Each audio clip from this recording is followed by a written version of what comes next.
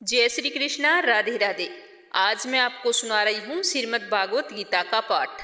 भगवत गीता के पाठ से व्यक्ति को काम व कर्म के बारे में सीख मिलती है।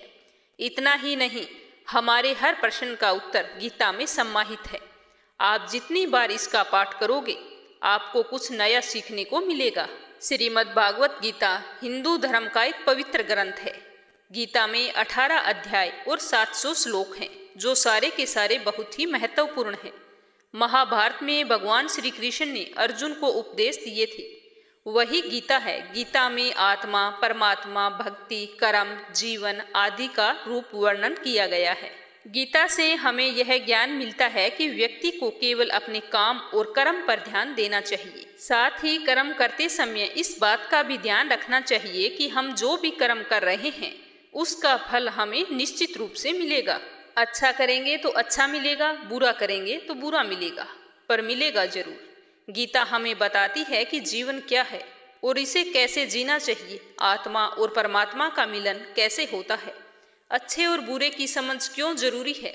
इन सभी गूढ़ सवालों के जवाब हमें गीता से प्राप्त होते हैं।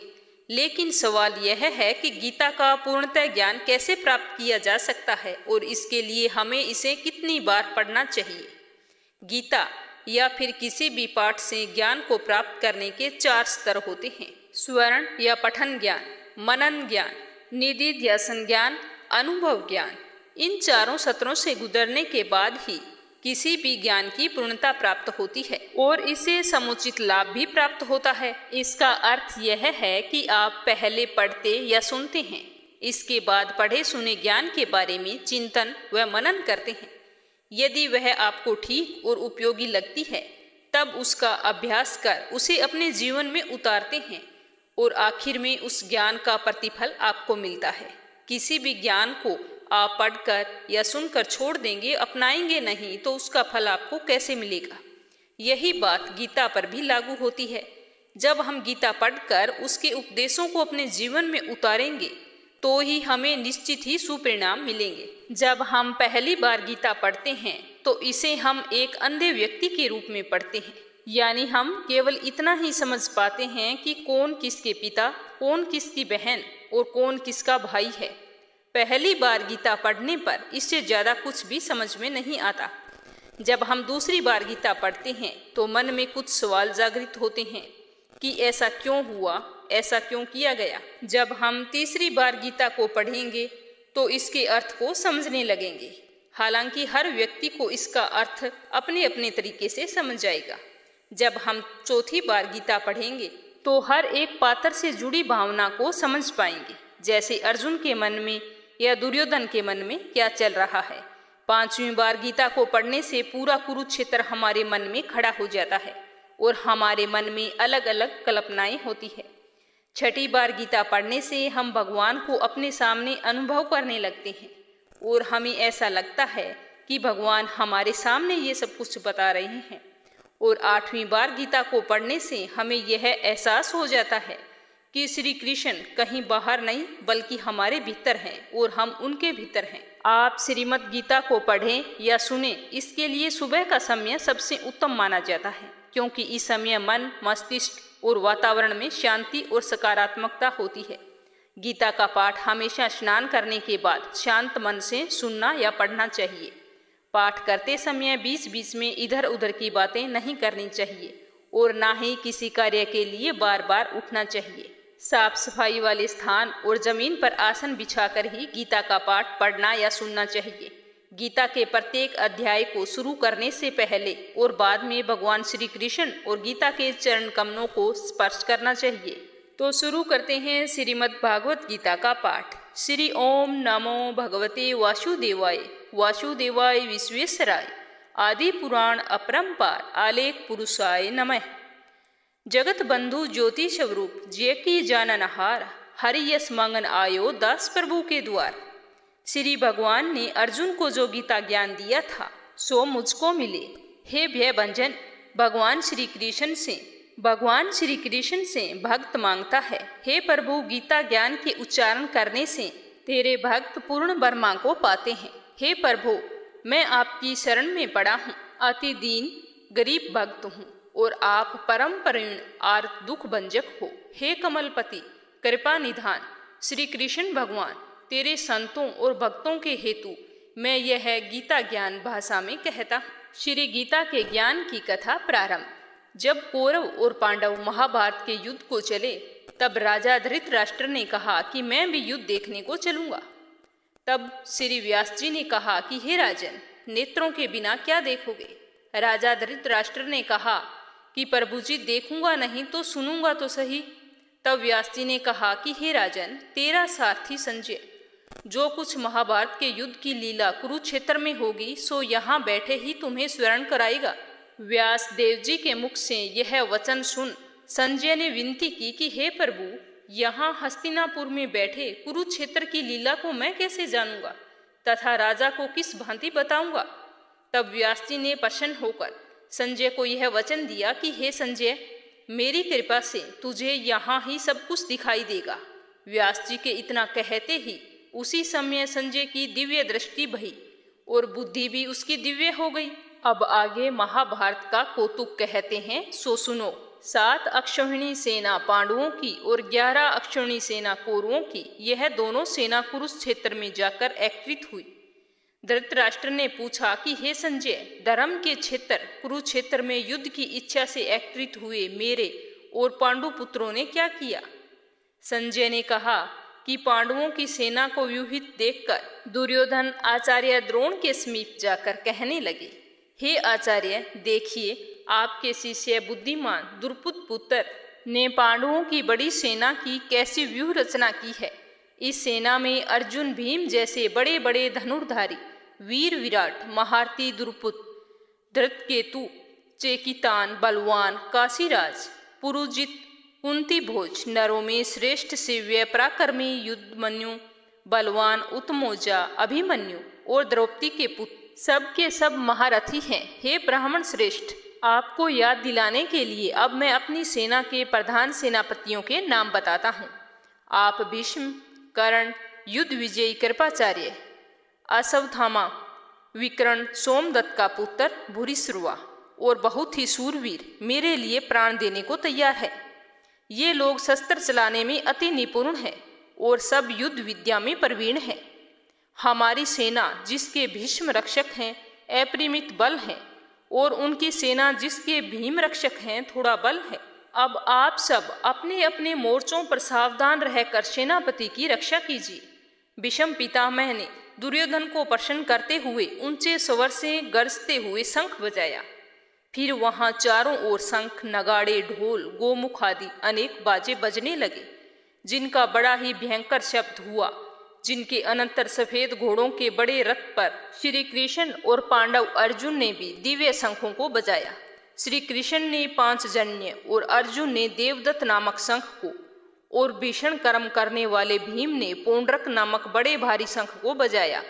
कुंती पुत्र राजा युधिष्ठिर ने अनंत विजय, नकुल ने सुघोष और सहदेव ने मणि पुष्पक और धनुर्धर ने काशीराज, शिखंडी, धृष्टद्युम्न, विराट, अपराजित, सात्यकी, राजा द्रुपद और द्रौपदी के 5 पुत्र और महाबाहु अभिमन्यु ने, इन सब वीरों ने अपने अपने शंखों को बजाया। उन शंखों के भारी शब्दों से आकाश और पृथ्वी गूंज उठे और धृतराष्ट्र के पुत्रों के हृदय कांप उठे। हे राजन, अर्जुन ने कौरवों को युद्ध के लिए प्रस्तुत देखकर धनुष उठाकर श्री कृष्ण से कहा कि हे अच्युत, मेरा रथ दोनों सेनाओं के बीच में खड़ा कर दीजिए, जिसे मैं युद्ध करने वालों को देख लूं कि इस रणभूमि में मुझे किन किन के साथ युद्ध करना चाहिए। दुर्बुद्धि दुर्योधन की प्रीति करने वाले जो युद्ध के लिए यहाँ एकत्रित हुए हैं उनको देखूंगा। संजय ने कहा कि हे राजन, अर्जुन की बात सुनकर श्री कृष्ण ने भीष्म, द्रोण आदि वीरों के सामने उत्तम रथ को खड़ा करके कहा कि हे वीर, युद्ध के लिए उद्यत इन कौरवों को देख लो। अर्जुन ने चाचा, बाबा, गुरु, मामा, भाई, पुत्र, पौत्र, मित्र, ससुर और सब जनों को शस्त्रों से सुसज्जित देखकर दोनों तरफ की सेनाओं में अपने ही सब बांधवों को देख अर्जुन परम विकल हुए अत्यंत खेद के साथ यह वचन कहे कि हे कृष्ण, युद्ध की इच्छा से आए हुए इन अपने बंधुओं को देखकर मेरे अंग ढीले होते जा रहे हैं, मेरा मुख सूखा जा रहा है। मेरा शरीर बेकल हो रहा है, मेरे रोंगटे खड़े हो रहे हैं और गांडीव हाथ से गिर जाता है। त्वचा जल रही है। हे केशव, मुझ में यहाँ खड़े रहने की सामर्थ्य नहीं है। मेरा मन चक्कर खा रहा है और सब लक्षण उल्टे देख रहा हूँ, और संग्राम में अपने स्वजनों का वध करके कोई लाभ नहीं होगा। हे कृष्ण, मैं जीत, राज्य और सुख को भी नहीं चाहता हूँ। हे प्रभु, हमको राज्य भोग तथा जीवन से क्या काम, क्योंकि जिनके लिए राज्य भोग और सुख की इच्छा की जाती है वे सब इस युद्ध में प्राण और धन की ममता को छोड़कर मरने को तैयार है। और आचार्य, पिता, पुत्र, पितामह, मामा, ससुर, पोतर, साले संबंधी ये सब मुझे मारे तो भी हे मधुसूदन, मैं इन्हें मारने की इच्छा नहीं करूँगा। हे जनार्दन, त्रिलोकी के राज्य के लिए भी मैं इन्हें मारना नहीं चाहता, फिर इस पृथ्वी के राज्य के लिए तो कहना ही क्या। हे जनार्दन, धृतराष्ट्र के पुत्रों को मारकर हमारा क्या भला होगा? इनका वध करने से सिर्फ पाप ही होगा। इसीलिए हमें अपने भाई धृतराष्ट्र के पुत्रों को मारना अनुचित है। हे माधव, सब जनों को मारकर क्या हम सुखी हो सकते हैं? ये सब लोभ के वशीभूत हैं और कुल के नाश करने तथा मित्रद्रोह करने में पाप को नहीं देखते। कुल नाश के दोष को जानते हुए भी हमको इस पातक से क्यों नहीं दूर रहना चाहिए? कुल का नाश होने से कुल के प्राचीन धर्म नष्ट हो जाते हैं, फिर धर्म नाश होने से कुल में पाप ही बढ़ता है। हे कृष्ण, पाप से कुल की स्त्रियां व्याभिचारिणी होती है, जिनमें वर्ण संकर संतान उत्पन्न होती है। वे वर्ण संकर जिन पुरुषों ने कुल को नष्ट किया उनको तथा उसके कुल को नरक में पहुंचाते हैं, क्योंकि श्राद्ध तर्पण आदि बंद हो जाते हैं। वर्ण संकर बनाने वाले दोषों से कुल ध्वंसकों के जाति धर्म और कुल धर्म निरंतर नाश होते हैं।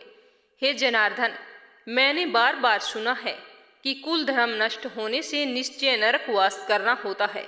हाय, हम बड़ा पातक करने को तैयार हैं, जो राज्य सुख के लोभ से सब जनों को मारने की कोशिश कर रहे हैं। शस्त्रों को धारण किए हुए धृतराष्ट्र पुत्र यदि मुझे शस्त्र रहित और उपायहीन को रणभूमि में वध कर डाले तो मेरा बहुत कल्याण हो। आगे संजय ने बताया कि हे राजन, इतना कहकर अत्यंत दुखी होकर अर्जुन ने उसी समय धनुष बाण फेंक दिया और रथ के पिछले भाग में जा बैठा। तो अब अपने सुनेंगे गीता के प्रथम अध्याय का महात्म्य। एक समय पार्वती जी ने पूछा कि महादेव जी, किस ज्ञान के बल पर संसार के सारे लोग आपको शिव कहकर पूजते हैं?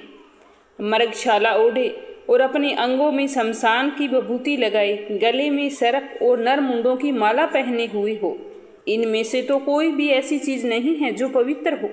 फिर आपके पास ऐसा कौन सा ज्ञान है जिसकी वजह से आप पवित्र माने जाते हैं?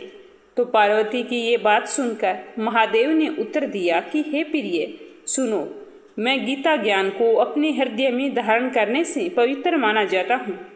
इस ज्ञान से मुझे बाहर के कर्म नहीं व्यापते। तब पार्वती जी ने कहा कि हे भगवान, जिस गीता ज्ञान की आप ऐसी स्तुति करते हैं उसको सुनने से क्या कोई जीव कृतार्थ हुआ है? तो महादेव जी ने कहा कि इस ज्ञान को सुनकर बहुत सारे जीव कृतार्थ हुए हैं और आगे भी होते रहेंगे। मैं तुम्हें एक पुरातन कथा कहता हूँ, ध्यानपूर्वक सुनना। एक समय पाताल लोक में शेषनाग की सैया पर श्री हरि नारायण जी नैन मूंद कर आनंद में मगन थे। उस वक्त भगवान श्री हरि विष्णु के पैर दबाते हुए लक्ष्मी जी ने पूछा कि हे प्रभु, निद्रा और आलस्य तो उन पुरुषों को व्यापता है जो जीव तामसी होते हैं, फिर आप तो तीनों गुणों से अतीत हो। आप तो वसुदेव हो। आप जो नेत्र मूंद रहे हो, इसे देखकर मुझे बड़ा आश्चर्य हो रहा है। तो लक्ष्मी जी की ये बात सुनकर श्री हरि विष्णु ने कहा कि मुझे निद्रा आलस्य नहीं व्यापता है। एक शब्द रूप जो भगवत गीता है, उसमें जो ज्ञान है उसके आकार रूप है। यह गीता शब्द मेरा ही रूप अवतार है। इस गीता में यह अंग है। 5 अध्याय मेरे मुख हैं, 10 अध्याय मेरी भुजा है, 16वां अध्याय मेरा हृदय है और मन और मेरा उदर है, 17वां अध्याय मेरी जंगा है, 18वां अध्याय मेरे चरण हैं। गीता श्लोक ही मेरी नाड़ियां हैं और जो गीता के अक्षर हैं वो मेरे रोम हैं। ऐसा मेरा शब्द रूपी जो गीता ज्ञान है, उसी के अर्थ से मैं हृदय में विचार करता हूँ और आनंदित होता हूँ। तो लक्ष्मी जी बोली कि हे नारायण जी, जब श्री गीता जी का इतना ज्ञान है तो आप मुझे बताएं कि उसे सुनकर कोई जीव भी कृतार्थ हुआ है। आप मुझे बताओ। तब श्री हरि विष्णु ने कहा कि हे लक्ष्मी जी, गीता ज्ञान को सुनकर बहुत सारे जीव हैं जो कृतार्थ हुए हैं। मैं तुम्हें बताता हूँ, ध्यान पूर्वक सुनना। एक समय की बात है, एक व्यक्ति था जो चंडालों के कर्म करता था और एक तेल नमक का व्यापार करता था। उसने एक बकरी पाली। एक दिन वह बकरी चराने के लिए वन में गया और वृक्ष से पत्ते तोड़ने लगा। वहाँ उसे एक सांप ने डस लिया, जिससे वह तुरंत मर गया। मरने के बाद उसने बहुत से नरक भोगे और फिर उसका जन्म बैल के रूप में हुआ। उस बैल को एक भिक्षुक ने मोल ले लिया। वह भिक्षुक उस पर चढ़कर सारा दिन भिक्षा मांगता। जो कुछ भिक्षा मांग कर लाता वह उसे अपने परिवार के साथ मिल बांट कर खाता और वो बैल सारी रात द्वार पर खड़ा रहता। उसके खाने पीने का कोई भी ख्याल नहीं करता और सुबह होते ही बैल पर सवार होकर फिर मांगने के लिए निकल जाता। जब बहुत दिन हो गए थे तो बैल भूख से गिर गया, लेकिन उसके प्राण नहीं छूटे। तो नगर के लोगों ने देखा और उस बैल को कोई तीर्थ का फल दे रहा है और कोई व्रत का फल दे रहा था, तो भी उसके प्राण नहीं छूट रहे थे। एक दिन एक गणिका वहां पर आई। उसने लोगों से पूछा कि यह कैसी भीड़ है। तो उन्होंने कहा कि यह बैल है, कई दिन हो गए, ना खड़ा हो रहा है और ना इसके प्राण छूट रहे हैं। अनेकों पुण्यों का फल दे दिया है, फिर भी इसे मुक्ति नहीं मिल रही। तो गणिका ने कहा कि मैंने जो कर्म किया है उसका फल मैं इस बैल को देती हूँ। तो गणिका ने इतना कहा और बैल की मुक्ति हो गई। तो बैल ने अपने दूसरे जन्म में एक ब्राह्मण के घर जन्म लिया। ब्राह्मण ने उसका नाम सुशर्मा रखा। ब्राह्मण ने उसे खूब पढ़ाया लिखाया। उसको अपने पिछले जन्म की सुध थी। उसके मन में एक दिन विचार आया कि जिस गणिका ने मुझे बैल की योनि से छुड़ाया था, मैं उसका दर्शन करूँगा। तो यह सोचकर वह ब्राह्मण का बेटा चलते चलते गणिका के घर पहुँच गया और कहा कि क्या आप मुझे पहचानती हैं? तो गणिका ने कहा कि मैं तो तुम्हें नहीं जानती कि तुम कौन हो। तब उस ब्राह्मण के बेटे ने कहा कि मैं वही बैल हूँ जिसको आपने पुण्य फल दिए थे और मैं बैल की योनि से छूटा था। अब मैं ब्राह्मण के घर में जन्म लिया है। आप मुझे बताएं कि आपने मुझे कौन से पुण्य का फल दिया था। तो यह सुनकर गणिका ने कहा कि मैंने कोई पुण्य काम नहीं किया है, परंतु मेरे घर पर एक तोता है। वह रोजाना सुबह कुछ पढ़ता रहता है और मैं उसका वाक्य सुनती हूँ। मैंने उसी का फल तुम्हें दिया था। तो ब्राह्मण के बेटे ने तोते से पूछा कि तुम सुबह सवेरे क्या पढ़ता है? तो तोते ने कहा कि मैं भी पिछले जन्म में ब्राह्मण का पुत्र था। मेरे पिता ने मुझे गीता के पहले अध्याय का पाठ सुनाया था। एक दिन मैंने गुरु से कहा कि मुझको आपने क्या पढ़ाया है? तो गुरुजी ने मुझे शाप दे दिया कि तू तोता बन जा। उसके बाद से ही मैं तोता बन गया। एक दिन बहेलिए मुझे पकड़ कर ले गई और एक ब्राह्मण ने मुझे खरीद लिया। वह ब्राह्मण भी अपने पुत्र को गीता का पाठ सिखाता था। तब मैंने वहाँ से यह पाठ सीख लिया। एक दिन ब्राह्मण के घर में चोर घुस गए। उन्हें धन तो प्राप्त हुआ नहीं, लेकिन वो मेरा पिंजरा उठाकर ले गए। यह गणिका उन चोरों की मित्र थी। वो मुझे इसके पास ले आए और यहीं पर छोड़ गए। तभी से मैं प्रतिदिन गीता जी के पहले अध्याय का पाठ करता हूँ, जिसे यह गणिका सुनती है, पर इसकी समझ में कुछ नहीं आता। जो मैं पढ़ता हूँ वही इस गणिका ने तेरे निमित्त कर दिया था। वह श्री गीता जी के पहले अध्याय का फल था। तब ब्राह्मण के बेटे ने कहा कि तोते, तू भी ब्राह्मण का बेटा है, मेरे आशीर्वाद से तेरा कल्याण हो।